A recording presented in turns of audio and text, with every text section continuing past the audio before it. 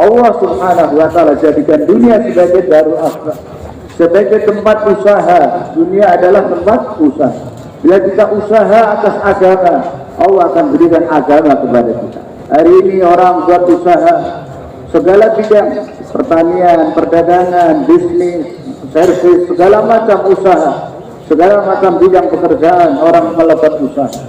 Begitu juga untuk datangnya hidayah, Allah Subhanahu wa ta'ala syaratkan adanya usaha atas hidayah, baru Allah akan turunkan hidayah.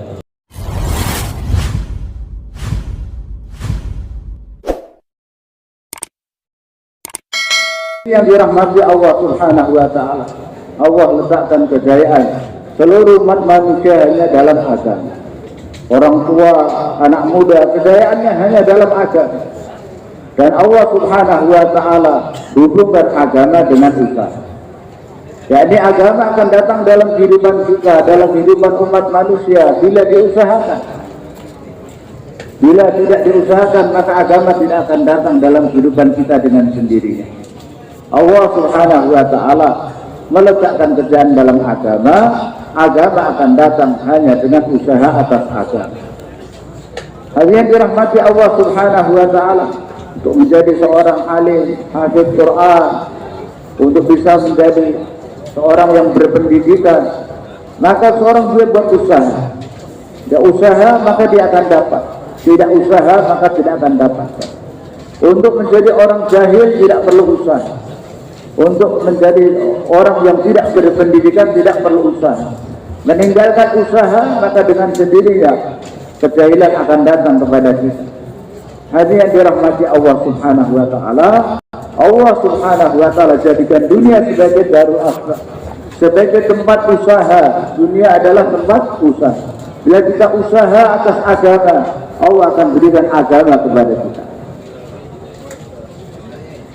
Dirahmati Allah Subhanahu wa ta'ala, hari ini orang buat usaha segala bidang, pertanian, perdagangan, bisnis, servis, segala macam usaha, segala macam bidang pekerjaan orang melakukan usaha. Begitu juga untuk datangnya hidayah, Allah Subhanahu wa ta'ala syaratkan adanya usaha atas hidayah, baru Allah akan turunkan hidayah. Dunia ini diciptakan oleh Allah, kemudian ada manusia yang tinggal di dunia ini. Maka ada dua usaha yang asas yang ada di dunia ini. Sejak dunia Allah ciptakan dan manusia mulai menghuni dunia ini, manusia buat usaha, maka segala macam usaha manusia bisa dikelompokkan hanya ada dua kelompok usaha manusia. Saya sampaikan yang pertama, satu kelompok, satu macam usaha yang dibuat oleh manusia, dan ini kebanyakan penghuni penduduk dunia ini melakukan, yaitu apa? Mereka usaha dengan mengedepankan, dengan melihat benda secara lahiriah, melihat kehidupan dunia secara lahiriah, melihat kepada benda-benda yang ada di dunia ini untuk mendapatkan kesuksesan, untuk mendapatkan kejayaan dan kebahagiaan. Mereka usaha atas benda-benda yang kelihatan oleh mata mereka, benda-benda yang secara lahiriahnya kelihatan oleh mata manusia. Itulah mereka usahakan, dan mereka meyakini dengan usaha atas benda-benda itu mereka akan mendapatkan kebahagiaan. Jadi yang dirahmati Allah Subhanahu wa ta'ala, satu golongan besar manusia, mereka buat usaha dengan melihat, dengan mengedepankan benda-benda yang dilihat oleh mata mereka, benda-benda yang disaksikan oleh mata mereka, dengan melihat lahiriah benda-benda yang ada di dunia ini. Namun hadirin dirahmati Allah Subhanahu wa ta'ala, Anbiya alaihi salawat wa taslimat, golongan kedua adalah, ataupun macam yang kedua adalah usaha yang dibuat oleh Anbiya alaihi salawat wa taslimat. Anbiya alaihi salawat wa taslimat, para nabi alaihi salawat wa taslimat, mereka usaha dengan mengedepankan perkara-perkara yang gaib, hanya berdasarkan keyakinan kepada kabar yang datang dari mereka dari Allah Subhanahu wa ta'ala. Mereka usaha atas benda-benda yang tidak nampak oleh mata manusia. Hadirin dirahmati Allah Subhanahu wa ta'ala, maka dua usaha ini berlawanan.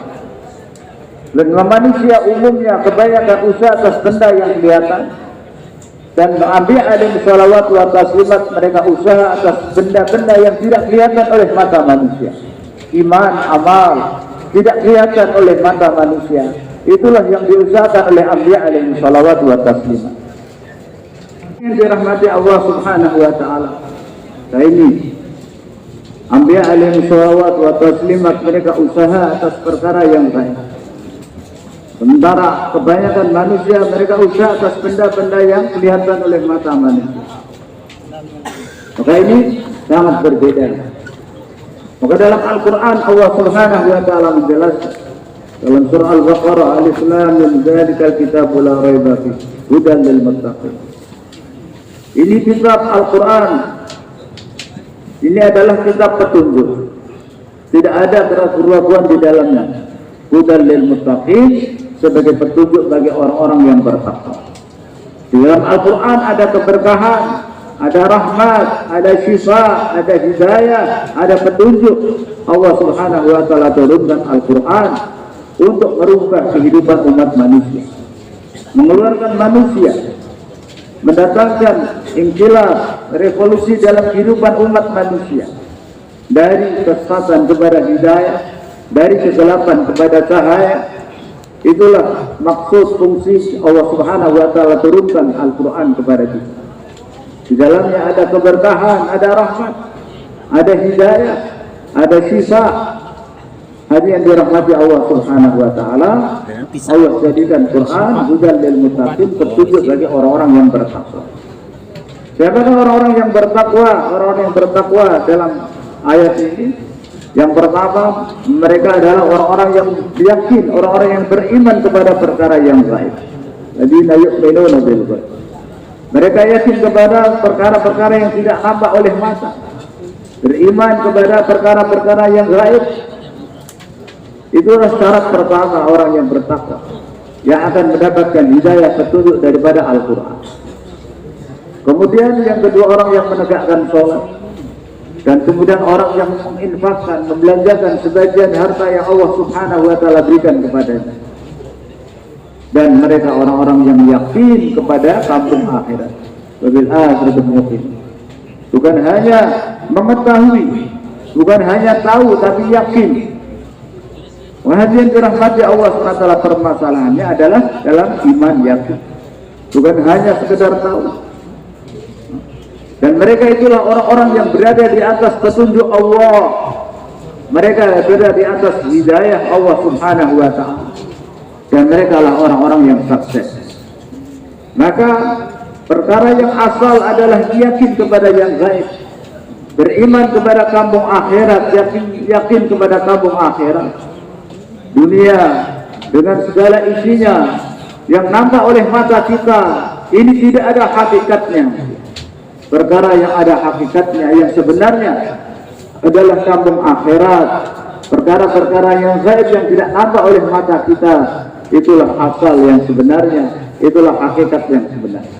Hadirin yang dirahmati Allah subhanahu wa ta'ala, beliau sampaikan perbedaan. Memang sejak dari awal beliau sampaikan bahwa sejak dunia diciptakan oleh Allah subhanahu wa ta'ala dan manusia mulai menghuni dunia ini, manusia buat usaha, dan secara garis besar usaha yang dibuat oleh manusia terbagi menjadi dua kelompok, dua macam. Yang pertama yang dikerjakan, yang dibuat oleh umumnya manusia, kebanyakan manusia di setiap zaman, yaitu mereka usaha atas benda-benda zahiriyah.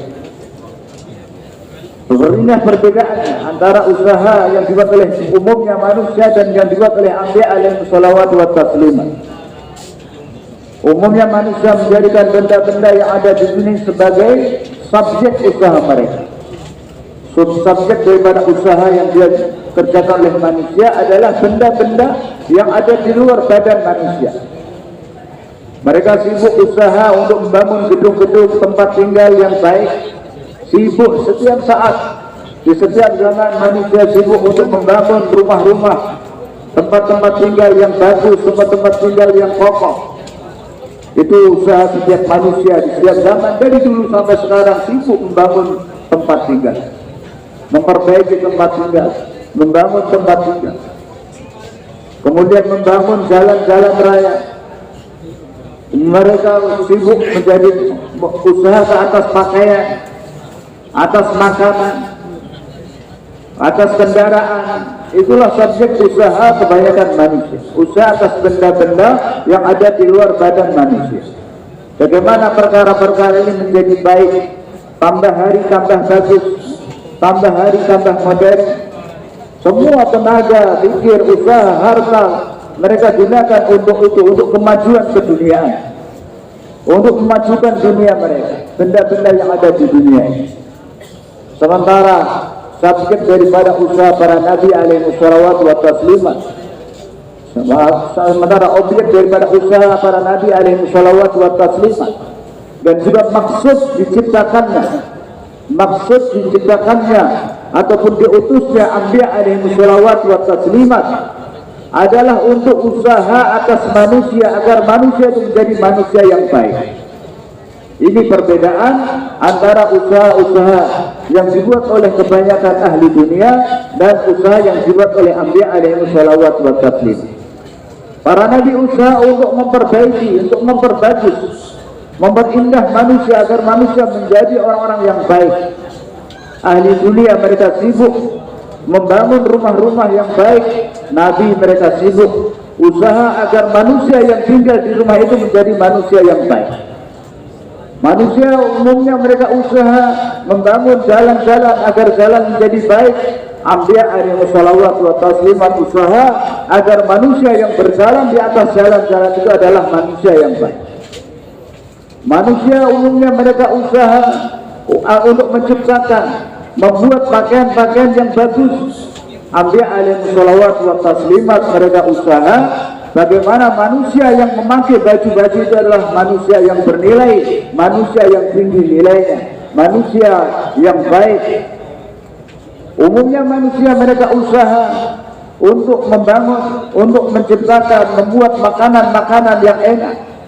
Anbiya alaihi wassalatu wa taslimat mereka usaha agar manusia yang memakan makanan-makanan itu menjadi manusia-manusia yang baik. Sebab apabila usaha hanya ke atas benda-benda ini, kata beliau, dan usaha atas manusia yang merupakan usaha para nabi alaihi wassalatu wa taslimat diabaikan, ditinggalkan, tidak diusahakan, maka rumah-rumahnya bagus, tapi orang-orang yang tinggal di dalam rumah itu adalah para pencuri, para perampok, orang-orang yang berbuat zina, orang-orang yang durhaka kepada Allah Subhanahu wa ta'ala. Jalan dibangun bagus-bagus, tapi yang berjalan di atas jalan itu adalah manusia-manusia yang rusak, manusia-manusia yang jahat. Begitu juga baju-baju diciptakan, baju-baju yang mahal, tapi orang-orang yang memakai baju itu adalah orang-orang yang berbuat kejahatan, berbuat kedurhakaan kepada Allah Subhanahu wa ta'ala. Begitu juga makanan-makanan yang enak diciptakan, dimasak, namun apabila usaha atas manusia tidak dibuat, tidak dikerjakan, maka manusia yang memakan makanan yang bernilai itu adalah manusia-manusia yang tidak ada nilainya. Kemat ketika usaha atas manusia ditinggalkan. Inilah perbedaan mendasar usaha umumnya manusia dan usaha yang dibuat oleh anbiya alaihi wassalatu wa taslim. Hadirin yang dirahmati Allah Subhanahu wa ta'ala, maka anbiya alaihi wassalatu wa taslimat usahanya adalah menjadikan manusia menjadi manusia-manusia yang baik, menjadi manusia-manusia yang berkualitas, menjadi manusia-manusia yang bernilai tinggi. Maka dengan apa anbiya alaihi wassalatu wa taslimat usaha? Yang pertama kali diusahakan oleh anbiya alaihi wassalatu wa taslimat dalam rangka usaha menjadikan manusia menjadi manusia-manusia yang baik adalah dengan usaha atas iman, dakwah imaniyah, yang mana dakwah adalah ummul ibadah, yang mana dakwah adalah nuskhah tashirul kainah, resep dari Allah Subhanahu wa ta'ala untuk menundukkan alam semesta, itu dengan dakwah. Allah Subhanahu wa ta'ala telah tundukkan segala sesuatu yang ada di alam semesta ini di hadapan sahabat, karena sahabat radhiyallahu ta'ala anhum buat dakwah. Maka dakwah imaniyah yang pertama. Dengan dakwah imaniyah maka manusia akan menjadi baik.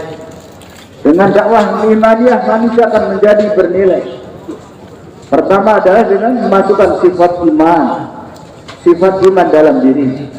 Seperti itulah Rasulullah SAW telah usaha atas para sahabat dan kemudian melibatkan para sahabat dalam dakwah iman, usaha atas iman, sehingga mereka menjadi orang-orang yang diridhai oleh Allah Subhanahu wa taala. Allah Subhanahu wa taala firmankan, was-sabiquna al-awwaluna minal muhajirin wal ansar walladzina tabauhum bi ihsan radhiyallahu anhum wa radu anhu. Orang-orang yang dahulu dan yang awal yang masuk Islam, beriman kepada Allah dan Rasulnya, dari golongan muhajirin dan ansar, dan orang-orang yang mengikuti mereka dengan baik, Allah Subhanahu wa taala ridha kepada mereka dan mereka juga ridha kepada Allah Subhanahu wa taala. Hadirin dirahmati Allah, hanya ada dua golongan muhajirin dan ansar. Siapa mereka? Orang-orang yang berhijrah untuk mendakwahkan iman, dan orang-orang yang menolong orang-orang yang hijrah kepada mereka dalam mendakwahkan iman, yaitu orang-orang para sahabat muhajirin dan ansar, sahabat-sahabat Nabi sallallahu alaihi wasallam. Siang malam mereka usaha atas iman, siang malam mereka sibukkan diri mereka dalam usaha atas iman, sehingga mereka mencapai kesempurnaan iman kepada perkara yang gaib. Begitu sempurna iman yang dimiliki para sahabat radhiyallahu taala anhum ajma'in, sehingga mereka mendustakan apa yang nampak oleh mata mereka, apa yang dipahami oleh akal mereka, mereka nafikan, dan mereka menerima, mengisbatkan, menerima, beriman, yakin kepada segala kabar yang datang dari Allah Subhanahu wa taala dan Rasulnya, meskipun itu bertentangan dengan apa yang dilihat oleh mereka, bertentangan dengan apa yang mereka pahami, yang mereka pikirkan. Apa yang datang dari Allah dan Rasulnya lebih mereka yakini. Mereka menafikan musyahadah, dan mereka mengisbatkan, menerima, meyakini perkara-perkara yang gaib, kabar-kabar yang datang dari Allah Subhanahu wa taala dan Rasulnya, lebih mereka yakin. Begitu yakinnya mereka kepada perkara yang gaib, sehingga perkara-perkara yang gaib menjadi perkara yang musyahadah bagi para sahabat radhiyallahu taala anhum ajma'in. Siang malam usaha atas iman, dan iman itulah yang menjadikan manusia bernilai. Beliau katakan bahwa nilai manusia tidak terletak dalam zatnya, tidak terletak dalam jasadnya, tetapi nilai manusia terletak dalam sifatnya. Apabila sifat iman yakin kepada yang gaib, dan segala sifat yang terlahir dari sifat iman wujud dalam diri seseorang, maka dia akan tinggi nilainya di sisi Allah Subhanahu wa taala. Dia akan mulia di sisi Allah Subhanahu wa taala. Nilai manusia tidak terletak dalam zatnya, nilai manusia tidak terletak dalam jasadnya, nilai manusia terletak dalam sifat-sifat mulia Allah Subhanahu wa taala. Apa itu keyakinan yang benar? Keyakinan yang benar adalah keluarnya dari hati kita keyakinan kepada asbab. Maulana Yusuf rahmatullah dalam bayannya beliau sampaikan, beliau pernah mengatakan bahwa keluar dari asbab itu mudah. Orang kita meninggalkan asbab itu mudah. Yang susah itu mengeluarkan keyakinan kepada asbab dari hati kita, itu yang sulit. Itulah yang namanya iman. Yang namanya iman adalah hanya yakin kepada Allah Subhanahu wa taala, tidak yakin kepada asbab. Mengeluarkan keyakinan kepada asbab dari hati. Asbab contohnya ya pekerjaan, perdagangan, pertanian, kantor, dinas. Meninggalkan perkara-perkara itu mudah, keluar dari benda-benda itu mudah, keluar dari perkara-perkara itu mudah. Tapi mengeluarkan keyakinan kepada asbab dari hati, itulah yang susah. Dan itulah yang digendaki dengan usaha atas iman, dengan usaha dakwah, yaitu kita usaha mengeluarkan keyakinan kepada asbab dari hati kita. Hadirin yang dirahmati Allah Subhanahu wa taala, beliau sampaikan bahwa nilai manusia terletak dalam sifatnya, tidak terletak dalam zatnya, dalam keluarganya, tapi terletak dalam sifat-sifat yang mulia yang ada dalam dirinya. Itulah yang menentukan nilai manusia. Beliau sampaikan seperti kasih contoh, satu orang dia pergi ke tukang penjual minyak wangi. Kemudian dia sampai di sana, dia ingin membeli minyak. Apakah oud, ataukah mes, ataukah ambar, terserah, masing-masing harganya berbeda-beda. Apabila 10 mili beda, 50 mili beda, semua berbeda-beda. Hadirin yang dirahmati Allah Subhanahu wa taala, ukuran botol juga berbeda-beda. Hadirin yang dirahmati Allah Subhanahu wa taala, beliau sampaikan nilai minyak yang ada dalam botol itu, satu botol umpamanya 5 mili harganya sekian, 5 mili, 10 mili sekian, berbeda. Tapi kalau hanya botol kosong, umpamanya seorang botol kosong, saya perlu botol kosong 2 atau 1 botol 2 botol, maka pedagang ambil aja, cuma 2 ambil, atau paling kalau bayar paling 1 rupiah 2 rupiah, 1.000 rupiah 2.000 rupiah, karena nilai botol kosong. Tapi ketika sudah diisi dengan minyak, ini botol berapa harganya? Oh, ini harganya 500.000, ini harganya 1 juta. Loh kok 1 juta? Botol kan cuma 1.000 rupiah. Kalau botol kosong 1.000, botol kosong 2.000 rupiah. Ini jadi harganya 500.000, harganya jadi 1 juta. Ini karena minyak yang ada di dalam. Ini harga minyaknya, bukan harga botol. Seperti itu hadirin yang dirahmati Allah Subhanahu wa taala. Badan kita, jasad kita ini adalah seperti botol kosong. Nggak ada harganya, nggak ada nilainya. Kapan akan ada nilainya, ada harganya? Pada saat dimasuki dengan sifat-sifat yang mulia. Masuk di dalamnya sifat yakin kepada zat Allah Subhanahu wa taala dan sifat Allah Subhanahu wa taala. Masuk di dalamnya sifat khusyuk, salat khusyuk dan khusyuk. Masuk di dalamnya ilmu ilahi. Masuk di dalamnya sifat akhlak, ikram, iqar, ihsan di dalamnya. Sifat sabar, sifat syukur masuk di dalamnya. Kemudian masuk di dalam dirinya ada fikir akhirat, perasaan kegairahan kepada surga, takut kepada neraka. Fikir akhirat masuk dalam dirinya. Sifat takwa, sifat tawakal masuk dalam dirinya. Sifat-sifat fikir akhirat masuk dalam diri kita. Sifat-sifat inilah yang akan menjadikan manusia bernilai, berharga di sisi Allah Subhanahu wa taala. Jika tidak ada sifat-sifat ini, maka harga kita, nilai kita seperti botol kosong tadi. Nggak ada harganya, nggak ada nilainya. Seperti yang dikatakan seorang ulama, alim alama, Maulana Said Abdul Hasan Ali An-Nadwi, ulama di Madrasah Nadwatul Ulum, Nadwatul Ulama di Lucknow. Hadiahnya beliau mengatakan bahwa apabila manusia tidak memiliki sifat-sifat iman, tidak memiliki sifat takwa, tidak memiliki sifat tawakal, tidak memiliki sifat ilmu, tidak memiliki sifat haya, tidak memiliki sifat sabar dan syukur, tidak memiliki akhlak, tidak memiliki ikhlas, tidak memiliki dakwah dan ibadah, dalam dirinya tidak ada agama, tidak ada iman, maka manusia seperti itu di sisi Allah Subhanahu wa taala tidak lebih seperti hewan yang berkaki 2. Hewan yang berjalan dengan 2 kaki, seperti itulah nilai dia di sisi Allah Subhanahu wa taala, tidak lebih daripada hewan. Mereka seperti hewan-hewan karena ada Allah Subhanahu wa taala dalam Al-Qur'an. Bila dalam dirinya tidak ada iman, dalam dirinya tidak ada agama, tidak ada ibadah, tidak ada dakwah, tidak ada sifat-sifat yang mulia, maka nilai dia di sisi Allah Subhanahu wa taala tidak lebih daripada seperti hewan yang berkaki 2. Maka hadirin yang dirahmati Allah Subhanahu wa taala, yang kedua awal kita katakan bahwa nilai manusia, harga manusia tidak terletak dalam zatnya, di dalam kekeluargaannya, di dalam kesukuannya, dia dari bangsa mana tidak, tapi di dalam sifat yang ada di dalam dirinya.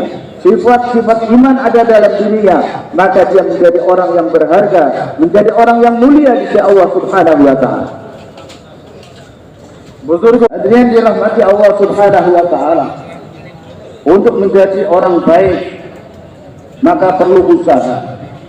Hanya terlahir di tengah-tengah, di dalam keluarga orang-orang yang soleh, tidak akan menjamin orang itu menjadi orang baik. terlahir di dalam keluarga yang beriman, terlahir dalam keluarga orang-orang yang baik, tidak akan menjamin seseorang akan menjadi baik. Untuk bisa menjadi baik, maka setiap orang harus usaha seperti yang dibuat oleh Anbiya alaihi salawat wa taslimah, memasukkan dalam dirinya sifat-sifat yang mulia itu. Karena dari kehidupan para nabi kita bisa belajar. Sebagaimana Nabi Nuh alaihi salam, beliau adalah seorang nabi, namun ada putranya Kan'an yang telah lahir dalam keluarga beliau, tapi tidak mau ikut kepada ayahnya, kepada Nabi Nuh alaihissalam, malah lebih memilih untuk bergabung dengan orang-orang yang tidak taat kepada Allah. Maka Allah subhanahu wa ta'ala binasakan dia. Allah subhanahu wa ta'ala gagalkan dia dalam kehidupan dunia ini, dan di akhirat Allah subhanahu wa ta'ala akan mengazab. Dan yang dirahmati Allah subhanahu wa ta'ala, begitu juga Azar, ayah Nabi Ibrahim alaihissalam. Meskipun ayah seorang nabi, akan tetapi dia lebih memilih untuk ikut kepada Namrud laknatullah alaih. Allah subhanahu wa ta'ala gagalkan dia, Allah subhanahu wa ta'ala binasakan dia.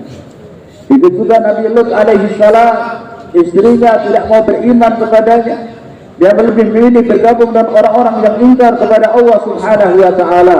Maka Allah subhanahu wa ta'ala pun segerakan azab untuknya di dunia ini sebelum azab akhirat. Begitu juga hadirin yang dirahmati Allah subhanahu wa ta'ala, baginda Nabi besar Muhammad sallallahu alaihi wasallam. Maka paman beliau Abu Talib, Nabi sallallahu alaihi wasallam telah berdakwah kepada beliau agar mengucapkan kalimat syahadat, agar beliau bisa memberikan kesaksian pembelaan syafaat pada hari kiamat. Namun sampai akhir hayatnya beliau tidak mengucapkan kalimat syahadat. Dan Allah subhanahu wa ta'ala pun menegur Nabi sallallahu alaihi wasallam, innaka la tahdi man ahbabta walakinna huwa yahdi man yasha. Sungguhnya engkau tidak bisa memberikan hidayah kepada orang yang kamu cintai, namun Allah subhanahu wa ta'ala memberikan hidayah kepada siapa yang dia kehendaki. Melalui subhanallah mengatakan Nabi pun dalam hal usaha atas hidayah, beliau usaha atas hidayah agar orang dapat hidayah, itu pun beliau bukan mukhtar, tapi beliau muhtaj. Beliau berhajat kepada kehendak Allah. Nah, Allah subhanahu wa ta'ala berkehendak, maka Allah akan berikan hidayah kepada siapa yang Allah kehendaki. Nabi sallallahu alaihi wasallam tidak mukhtar, tidak bisa memilih siapa yang beliau kasih hidayah. Semua hidayah ada dalam genggaman Allah subhanahu wa ta'ala. Maka meskipun paman seorang nabi, bahkan imamul anbiya wal mursalin pun tetap tidak dapat hidayah. Hadirin yang dirahmati Allah subhanahu wa ta'ala, maka dengan lahirnya, dengan adanya, beradanya seseorang dalam keluarga, punya hubungan kekerabatan dengan orang-orang yang soleh, dengan Nabi sekalipun, hal itu tidak menjamin seseorang akan menjadi baik, seseorang akan mendapatkan iman, seorang akan mendapatkan hidayah. Tidak ada jaminan. Di sisi Allah subhanahu wa ta'ala, hubungan kekerabatan tidak berlaku. Yang berlaku di sisi Allah subhanahu wa ta'ala adalah ketaatan, iman, tangisan di hadapan Allah subhanahu wa ta'ala, abdiyat, penghambaan diri kepada Allah subhanahu wa ta'ala. Itulah yang dilihat oleh Allah subhanahu wa ta'ala, itu yang berlaku di sisi Allah subhanahu wa ta'ala. Hubungan kekerabatan tidak berlaku. Meskipun dia punya hubungan kekerabatan dengan Nabi, bukan berarti terus dia akan dapat hidayah dan dia akan mulia di sisi Allah subhanahu wa ta'ala. Itu bukan jaminan. Hadirin yang dirahmati Allah subhanahu wa ta'ala, untuk menjadi baik adalah dengan usaha atas iman, usaha atas agama, usaha atas hidayah, dan dengan sebab tertutupnya pintu kenabian. Allah subhanahu wa ta'ala telah berikan usaha yang mulia itu kepada kita, kepada umat baginda Nabi sallallahu alaihi wasallam. Allah subhanahu wa ta'ala telah muliakan umat ini dengan kerja kenabian, dengan sebab tertutupnya pintu kenabian. Allah subhanahu wa ta'ala berikan usaha agama, usaha dakwah, usaha atas iman kepada setiap individu daripada umat ini. Rasul yang dirahmati Allah subhanahu wa ta'ala, alhamdulillah kami jamaah dari Nizamuddin Markas Dunia Bangla Wali Masjid datang ke negeri kalian. Kami keliling dari Medan ke Lampung, ke Kalimantan, ke Makassar, ke Jawa Timur, sampai ke Jakarta. Dalam perjalanan kami belum pernah ketemu dengan orang yang namanya Qarun, belum pernah mendengar ketemu dengan orang yang namanya Fir'aun, belum, tidak ada. Kenapa? Padahal mereka orang-orang kaya, Qarun orang yang terkaya, Fir'aun mengaku anak rabbukumul a'la, aku Tuhan kamu yang paling tinggi. Tapi kenapa nggak ada orang tua yang memberi nama anaknya Qarun, Fir'aun? Sementara yang kami dapati namanya, Masya Allah, Bilal, Salman, Suhaib, ini kami dapati nama-nama, Masya Allah, nama-nama yang bagus. Maka apa sebabnya? Hadirin yang dirahmati Allah Subhanahu wa ta'ala. Karena di sisi Allah Subhanahu wa ta'ala, asas kejayaan kesuksesan, barometer kejayaan kesuksesan bukan harta, bukan pangkat dan jabatan, akan tetapi sifat. Sifat. Meskipun Qarun memiliki harta yang banyak, Fir'aun memiliki pangkat jabatan yang tinggi, namun karena mereka tidak taat kepada Allah Subhanahu wa ta'ala, Allah Subhanahu wa ta'ala binasakan mereka. Allah Subhanahu wa ta'ala hancurkan mereka, Allah gagalkan mereka. Sementara Sayyidina Bilal radhiyallahu ta'ala anhu, seorang hamba sahaya yang hitam kelam badannya, tidak diketahui nasabnya, datang dari Habasyah, Ethiopia. Beliau bukan penduduk Mekah asli, tapi beliau menjadi orang yang mulia, dijadikan muadzin oleh Nabi Shallallahu Alaihi Wasallam di Masjid Nabawi sebagai muadzin Rasulullah Shallallahu Alaihi Wasallam. Dalam halat dan dalam safar, maka beliau selalu memandangkan azan untuk Nabi Shallallahu Alaihi Wasallam. Kenapa? Karena sifat yang mulia yang ada dalam dirinya. Dan banyak orang yang memberikan nama anak-anaknya seperti nama Bilal radhiyallahu ta'ala. Begitu juga Sayyidina Salman radhiyallahu ta'ala anhu. Sayyidina Salman radhiyallahu ta'ala anhu, beliau dari Persia, dari Iran, bukan dari Arab. Nah, dan beliau datang ke Madinah untuk beriman kepada Nabi Sallallahu Alaihi Wasallam. Sehingga satu ketika orang-orang Muhajirin, orang Ansar rebutan, orang Muhajirin bilang, Salman dari kami. Orang Ansar bilang, enggak, Sayyidina Salman adalah bagian daripada kami. Maka Nabi Sallallahu Alaihi Wasallam datang dan mengatakan, Salman bukan dari kalian Muhajirin, juga bukan dari kalian Ansar. Salman min ahli baiti Nabi Sallallahu Alaihi Wasallam. Salman adalah dari keluarga Nabi Muhammad Sallallahu Alaihi Wasallam. Allah berikan kemuliaan, kedudukan seperti itu karena apa? Hal yang mulia, bukan karena harta, bukan karena pangkat, bukan karena jabatannya, bukan karena kedudukannya sebagai raja, bukan. Akan tetapi karena sifat ketaatannya kepada Allah dan Rasulnya, ketaatan kepada Allah dan Rasulnya yang begitu tinggi, imannya, sifat-sifat baiknya, sifat isarnya, akhlaknya, ikhlasnya, sifat takwa, tawakulnya, sifat kubuah, kecintaannya kepada Allah dan Rasulnya, kecintaan asyiknya mereka, gantungnya mereka kepada Allah Subhanahu wa ta'ala dan Rasul.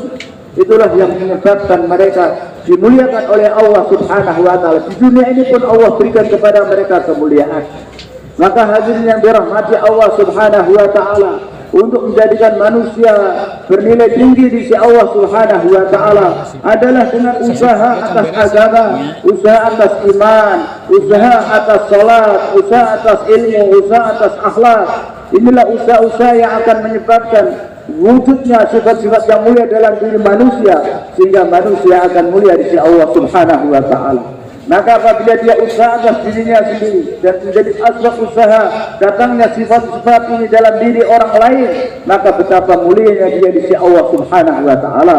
Itu hadirin yang dirahmati Allah Subhanahu wa ta'ala.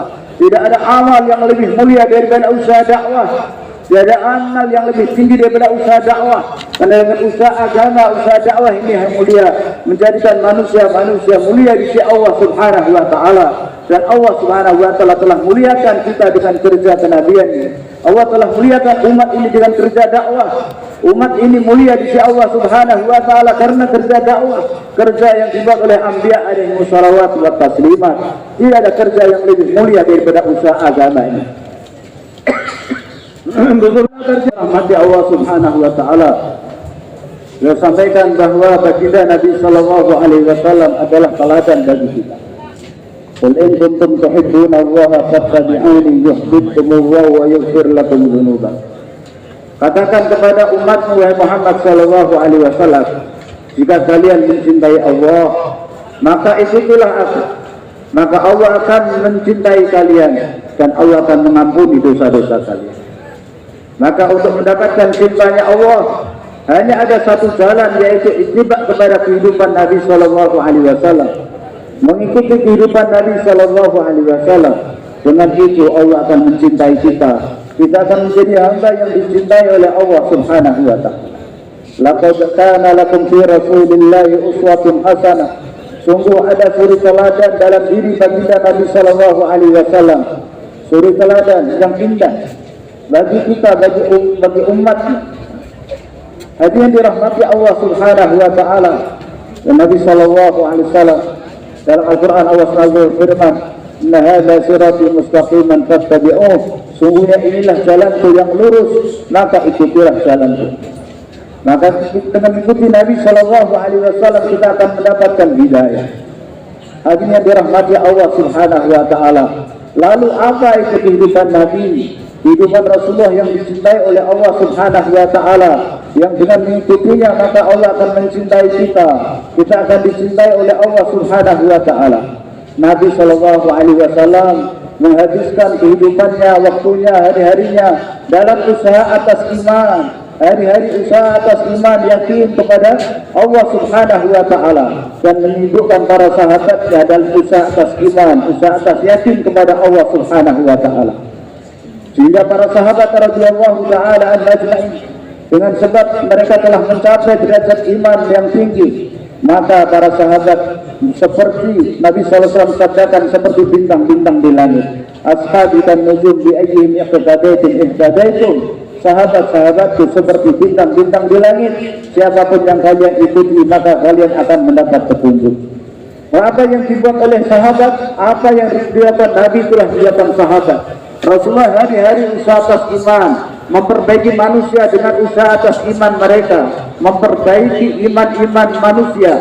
Maka para sahabat pun hari-hari menyibukkan diri mereka dalam usaha atas iman. Ulama-ulamanya sahabat, Sayyidina Abdullah bin Rawahah radhiyallahu taala anhu, Sayyidina Abu Hurairah radhiyallahu taala anhu, Imamul Muhaddisin, Sayyidul Qurra, Sayyidina Ubay bin Ka'ab radhiyallahu taala anhu, hari-hari melakukan seperti itu.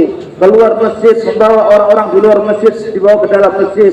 Qul bina nu'minu billahi sa'ah, ta'al bina nu'minu billahi sa'ah, ijlis bina nu'minu billahi sa'ah. Itulah kata mereka usaha. Sayyidina Abu Hurairah radhiyallahu pergi ke pasar. Ma yu'jizukum, bahai orang-orang pasar, apa yang menyebabkan kalian tidak berdaya? Warisan Nabi Shallallahu Alaihi Wasallam sedang dibagikan di masjid, namun kalian sibuk dalam perdagangan kalian di pasar. Maka orang-orang pun pergi ke masjid untuk melihat. Ternyata di sana tidak ada dirham-dinar yang dibagi. Yang ada orang yang sedang sholat, ada orang yang sedang duduk dalam majelis ilmu, ada orang yang sedang duduk dalam majelis halal haram, ada orang yang sedang duduk dalam majelis Quran. Maka mereka pun kembali ke pasar. Ditanya, kenapa kalian kembali? Kami tidak melihat di sana ada dinar dirham yang dibagi. Apa yang kalian lihat? Maka sebagian orang ada yang sedang rukuk sujud, ada sebagian orang yang sedang duduk dalam majelis ilmu halal haram, ada yang sedang dalam majelis Quran. Maka Sayyidina Abu Hurairah radhiyallahu mengatakan, itulah warisan baginda Nabi Shallallahu Alaihi Wasallam. Warisan Nabi Shallallahu Alaihi Wasallam bukan dirham dinar, tapi ilmu. Hadirin yang dirahmati Allah Subhanahu Wa Taala, ini amal yang buat sahabat hari-hari untuk usaha atas iman. Ketika usaha atas iman telah dikerjakan oleh para sahabat, wujud dalam diri mereka sifat-sifat yang mulia, yakin kepada perkara yang gaibkah masuk dalam hati mereka, sehingga mereka menafikan apa yang ada di alam semesta. Mereka nafikan ghairullah, semua dikeluarkan dari hati mereka. Keyakinan kepada ghairullah keluar dari hati mereka. Dalam hati mereka hanya ada keyakinan kepada zat dan sifat Allah Subhanahu Wa Taala. Solat mereka menjadi tinggi, imannya menjadi iman yang paling tinggi, ibadahnya solat yang menjadi solat yang paling tinggi. Rizalul la tulhihim tijaratun wala bai'un an dzikrillah wa iqamis shalah. Mereka adalah laki-laki yang perniagaan jual beli tidak melalaikan mereka dari niat Allah Subhanahu Wa Taala dan dari menegakkan solat. Imannya iman yang tinggi, solatnya menjadi solat yang paling tinggi. ibadahnya, ilmunya, zikirnya, sifat isarnya, begitu sifat ikram telah ada dalam diri mereka. Para sahabat mereka makan belakangan, memberi makan duluan, minum belakangan, memberi minum duluan, memberi tempat untuk tidur, mereka tidur belakangan, yang lain suruh tidur duluan. Itulah sehingga satu kisah kepala kambing keliling 7 rumah, kembali kepada rumah yang pertama, akhirnya dimasak dan dibagi kepada 7 rumah tersebut. Ini sifat yang mulia karena apa? Mereka usaha atas iman, mereka mencapai derajat iman yang tinggi, tertinggi, salat mereka tinggi, ilmu mereka tinggi, ikram mereka tinggi, sifat ikhlasnya, sifat syukurnya, sabarnya, dan dalam perjuangan agama, dalam hati mereka hanya ada Allah, luar semua keluar dari hati mereka. Itu semua karena mereka hari-hari usaha atas iman. Hadirin yang dirahmati Allah Subhanahu wa taala. Namun hari ini terjadi kerusakan di mana-mana sebab hari ini umat telah meninggalkan usaha atas iman. Tidak ada iman dalam diri kita, tidak ada sifat iman dalam diri kita, sehingga terjadi kerusakan dalam seluruh aspek, dalam seluruh cabang kehidupan umat. Dalam seluruh tubuh umat terjadi kerusakan, di mana-mana terjadi kerusakan. Kenapa? Karena umat telah meninggalkan usaha atas iman. Maka hadirin yang dirahmati Allah Subhanahu wa taala, Allah Subhanahu wa taala telah berikan kepada kita ini usaha yang mulia, usaha agama, usaha yang dibuat oleh anbiya alaihi salawat wa taslimat, usaha untuk membenahi umat manusia. Maka apabila kita buat usaha seperti ini, akan datang dalam diri kita sifat sabar, akan dalam diri kita sifat iman, sifat salat, sifat ilmu, sifat zikir, akhlak, semua akan datang dalam diri kita. Manakala hanya yang dirahmati Allah Subhanahu wa taala, kita buat usaha. Maka kita pegang usaha dakwah ini, usaha agama kita buat, usaha atas iman. Setiap hari menyibukkan diri kita dalam usaha atas iman, mendakwahkan iman, sehingga Allah Subhanahu wa taala akan perbaiki kita, Allah akan perbaiki umat. Dan apabila iman telah masuk dalam diri kita, Allah Subhanahu wa taala juga akan berikan pertolongannya kepada kita.